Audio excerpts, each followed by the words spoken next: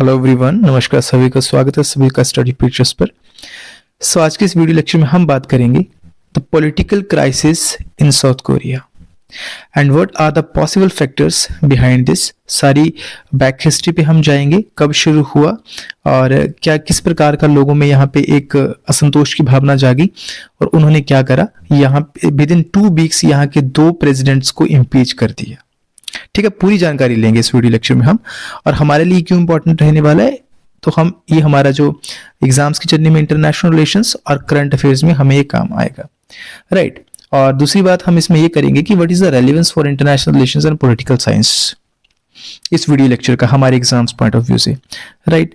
क्योंकि इसमें हमें एक चीज पता चलेगी कि what is the role of judiciary and legislature in upholding constitutional checks and balances. Okay, we will discuss about that.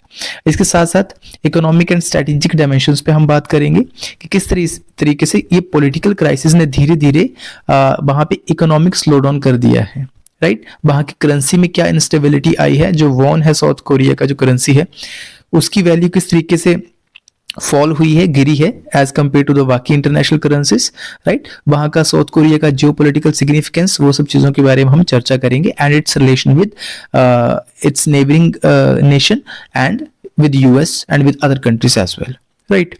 चलिए स्टार्ट करते हैं। सबसे पहले हम बात करेंगे बैकग्राउंड एंड इनिशियल इवेंट्स की, क्योंकि ये जानना हमें बहुत ज्यादा इंपॉर्टेंट है। देखो, होता यूं है कि दिसंबर 3, 2024 को यहाँ पे मार्शल लॉ जो है वो डिक्लेयर कर दिया जाता है। अब डिक्लेयर कौन करता है? वो डिक्लेयर करते हैं यहाँ के प्रेसिडेंट यून सुक यूल। तो ये नाम आप याद रखिएगा, ये इंपॉर्टेंट है हमारे लिए। अब यून सुक यूल करते क्या है, 3 दिसंबर को मार्शल लॉ डिक्लेयर कर देते हैं साउथ कोरिया में, और उसका ये क्या बेसिकली एक आप कह सकते हो कारण देते हैं, रीजन देते हैं कि anti state forces are there in our country which are going to create a kind of threat to our national security. ये इनका मुद्दा रहता है बेसिकली। अब जैसे ही इस चीज का पता लोगों को लगता है तो लोगों में एक आप कह सकते हो एक रोष की भावना प्रकट होती है लोगों में, ठीक है। शौक होते हैं वो इस डिसीजन से। क्यों? क्योंकि हमें पता है कि साउथ कोरिया जो है वो एशिया का one of the biggest democracy है, राइट। तो एक डेमोक्रेटिक नेशन में जब इस तरीके से कुछ मार्शल लॉ वगैरह लगता है तो लोग काफी इससे परेशान होते हैं और उससे सवाल उठते हैं डेमोक्रेटिक नॉर्म्स पर, डेमोक्रेसी पर, कि क्या डेमोक्रेसी सच में है, कि लोगों का हित इसमें देखा जा रहा है, या ये एक अथॉरिटेरियन रिजीम है, राइट। तो वही हम बात करेंगे इसमें। इसके अलावा martial law imposed military oversight यहाँ पे over civilian functions and governance किस तरीके से प्रभावित हुई और जुडिशरी किस तरीके से यहाँ पे प्रभावित हुई। तो ये हमारे लिए इंपॉर्टेंट हुआ। अब 3 दिसंबर 2024 से कहानी स्टार्ट होती है मार्शल लॉ की। चलिए जी, पब्लिक एंड पॉलिटिकल रिएक्शंस क्या आते हैं जब ऐसा हुआ। तो जो ओपोजिशन पार्टीज थी बेसिकली, जो और बाकी सिविल सोसाइटी के जो ग्रुप थे, ठीक है, तो उन्होंने क्या बोला कि ये डेमोक्रेसी का एग्जांपल नहीं है, ये काइंड ऑफ एक अथॉरिटेरियन रिजीम का एग्जांपल है। यानी कि अथॉरिटेरियन रिजीम में क्या होता है कि जो सबसे अपर हायरार्की में होता है, जो रूल कर रहा होता है, वो अपनी मर्जी से कुछ भी डिसीजन जो वो लोगों पे थोप देता है, और ऐसा हम एक्सेप्ट नहीं करेंगे। तो उसकी वजह से हुआ क्या कि जगह जगह प्रोटेस्ट यहाँ पे एरप्ट हुए साउथ कोरिया में, ठीक है। डेमोन्स्ट्रेशंस हुई सरकार के खिलाफ और लोगों ने डिमांड रखी कि जो मार्शल लॉ है इसको जल्दी से जल्दी खत्म किया जाए और जो प्रेसिडेंट योन है वो क्या करें, रेजिग्नेशन दें अपना। And this is the very very important point two understand here in this controversy, ठीक है।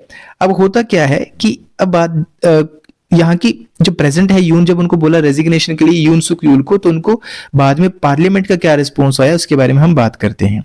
अब यून सुक यूल जो है उनको इम्पीच कर दिया गया यहाँ की नेशनल असेंबली के द्वारा, साउथ कोरिया के नेशनल असेंबली के द्वारा, ठीक है। इन्होंने क्या करा, एक इमरजेंसी सेशन बुलाया और उसमें क्या करा, मार्शल लॉ को पहली बात हटाया, ठीक है, क्योंकि लोगों की हैवी डिमांड हो रही थी इस बात को लेकर और देश में प्रोटेस्ट हो रहा था ऑल ओवर कंट्री में। तो इसको हटाया सबसे पहले और इनके खिलाफ इंपीचमेंट की प्रोसेस जारी करी दिसंबर 14, 2024 को। ये थोड़ा सा आइडिया रखोगे इस बात का। और इन्होंने क्या कर दिया, ऑफिस जो डिसीजन था बेसिकली वो कॉन्स्टिट्यूशनल कोर्ट को के रिव्यू के लिए इसको रेफर कर दिया। अब यहाँ पे ये जो चीज है ये बहुत ज्यादा इंपॉर्टेंट रोल प्ले करने वाली है, कॉन्स्टिट्यूशनल कोर्ट, ठीक है। कॉन्स्टिट्यूशनल कोर्ट क्या चीज है, इसके बारे में हम बेसिकली जो है वो बात करेंगे, राइट, कि इसका क्या रोल रहने वाला है यहाँ के प्रेसिडेंट की इंपीचमेंट में। ओके जी। फिर उसके बाद होता यूं है कि जो एक्टिंग प्रेसिडेंसी है वो किसे दी जाती है फिर? अब जब इनको तो इम्पीचमेंट में डाल दिया तो उनको सस्पेंड कर दिया गया, तो वो फिर बागडोर दी गई as a president prime minister Han Ducksoo को। हान डक्सू जो है उनको नया प्रेसिडेंट नियुक्त किया गया। लेकिन कहानी यही खत्म नहीं होती है, उनको भी विद इन 2 वीक्स जो है प्रेसिडेंसी के पद को संभालने के विद इन 2 वीक्स उनको भी इम्पीच कर दिया जाता है। अब उसके कारण क्या? उसका कारण जुडिशियल क्राइसिस हुआ यूं कि जो कॉन्स्टिट्यूशनल कोर्ट है उसमें उन्होंने कुछ जो जस्टिस जो जजेस होते हैं 3 जजेस उनको अपॉइंट करने से मना कर दिया। क्यों? क्योंकि आपको पता है अगर वो नए जज अपॉइंट हो जाएंगे हो सकता है उनका पॉइंट ऑफ व्यू जो प्रीवियस प्रेसिडेंट थे जिनका की इम्पीचमेंट चल रही थी उनके खिलाफ हो, तो वो उनको इम्पीच कर देंगे।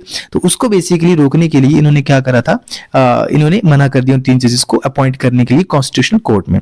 अब इससे हुआ क्योंकि उनके भी सवालिया निशान खड़ा हो गया भैया कि क्या वो देश को अच्छे से चला सकते हैं या नहीं।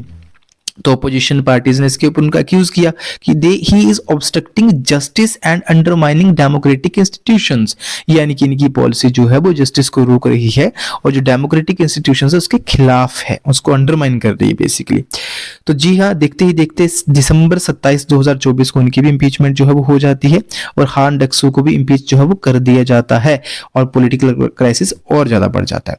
अब जब हान डक्सू को इम्पीच कर दिया तो उसके बाद ऑब्वियस सी बात है यहाँ पे गवर्नमेंट को एक इंटरिम गवर्नमेंट चाहिए थी। ठीक है, ऐसा तो नहीं हो सकता ना कि कोई बिना गवर्नमेंट के देश रहेगा, तो कुछ टाइम के लिए ताकि जो एक्टिंग प्रेसिडेंट थे उनकी इम्पीचमेंट हो जाएगी तो उसके अगले विद इन 60 डेज जो है वो नया प्रेसिडेंशियल इलेक्शंस होंगे, तो उस टाइम तक एक इंटरिम लीडरशिप जो वो तैयार करेगी। तब जो डेप्यूटी प्राइम मिनिस्टर हैं और जो फाइनेंस मिनिस्टर भी हैं साउथ कोरिया के चोई सेंग मोक, उनको जो है वो इंटरिम प्रेसिडेंट का रोल दिया गया। ये हमें याद रखना है। ठीक है जी, चलिए अब बात करते हैं कि डोमेस्टिक एंड इंटरनेशनल इंप्लीकेशंस क्या हैं, यानी कि ये जो मुद्दा चल रहा है इसका पूरे डोमेस्टिक में क्या इंपैक्ट पड़ा और इंटरनेशनल लेवल पे क्या इंपैक्ट पड़ा, राइट। पहली बात करेंगे इकोनॉमिक इंपैक्ट की। तो देखो इस क्राइसिस ने बेसिकली हुआ क्या है कि इकोनॉमिक इंस्टेबिलिटी क्रिएट कर दी है साउथ कोरिया में। इसका कारण जैसे मैंने वीडियो के स्टार्टिंग में बताया कि हुआ यूं कि जब ऐसा होता है, देखो किसी भी देश में जब पॉलिटिकल इंस्टेबिलिटी होगी ना तो उसका डायरेक्ट इंपैक्ट क्या पड़ेगा? उसका डायरेक्ट इंपैक्ट ये पड़ेगा कि वहां पे जो इन्वेस्टर्स होंगे ना, जो इन्वेस्टर्स होंगे वो वहां पे इन्वेस्ट करने से डरेंगे, वो वहां पे इन्वेस्ट नहीं करेंगे। इन्वेस्ट नहीं करेंगे तो आपको पता है फिर इकोनॉमिक क्राइसिस होगा। तो ये बात यहाँ पे हमें समझनी पड़ेगी। दूसरी बात प्रोटेस्ट एंड पब्लिक सेंटिमेंट्स। अब नेशन वाइड प्रोटेस्ट आपको पता है चल रहे हैं साउथ कोरिया में, ठीक है जी। तो वो कहीं ना कहीं जो डोमेस्टिक स्टेबिलिटी है उसको भी खतरा पैदा हुआ है, वो भी अनस्टेबल हुई है। तो ये इसका इंपैक्ट पड़ा है डोमेस्टिक और इंटरनेशनल लेवल पर। अब बात करते हैं हम कि फ्यूचर देखा जाए तो क्या फ्यूचर हो सकता है इस चीज का। अगर हम फ्यूचर आउटलुक की बात करें कि क्या पॉसिबल चीजें हो सकती हैं, पहली बात है कि अगर जो कॉन्स्टिट्यूशनल कोर्ट का इसमें रोल बहुत ही इंपॉर्टेंट रहने वाला, जो कि मैंने आपको स्टार्टिंग में बताया, अगर तो कॉन्स्टिट्यूशनल कोर्ट जो है वो इसको अपहोल्ड कर देता है, यानी कि जो यून और हान, ठीक है, इन दोनों के खिलाफ जो इम्पीचमेंट था अगर दोनों इसको सही कर देता है ये, तो भैया अगले 60 डेज में यहाँ पे प्रेसिडेंशियल इलेक्शन जो है वो होंगे। ठीक है, एक नई सरकार बनी, नया प्रेसिडेंट नियुक्त होगा साउथ कोरिया में, राइट। और इसके लिए इमर्जिंग कैंडिडेट्स की लिस्ट में ली जे मयूंग जो कि ऑपोजिशन के लीडर हैं, वो एक डेमोक्रेटिक पार्टी से संबंध रखते हैं, वो एक आप कह सकते हो कि पोटेंशियल कंटेंडर है इसके लिए, राइट। तो ये था यहाँ का main crisis, political crisis. I hope आपको ये वीडियो पूरा समझ आया होगा। बेसिकली हमें समझना ये है कि इसका मुख्य कारण जो हमें देखने को पता चल रहा है वो यही है कि अगर किसी देश में डेमोक्रेसी जो है, ठीक है, अगर खतरे में है तो इसका डायरेक्टली इंपैक्ट देखो यही पड़ेगा कि वहां पे पॉलिटिकल इंस्टेबिलिटी होगी ही होगी।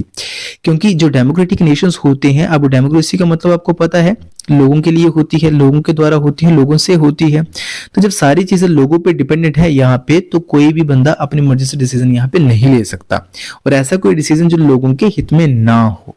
ओके, तो इससे होगा यूं कि पॉलिटिकल इंस्टेबिलिटी क्रिएट होगी और ये सब चीजें होंगी, राइट। तो आई होप आपको ये पूरा मुद्दा समझ आया होगा। Thank you so very much for watching this video. Have a great day.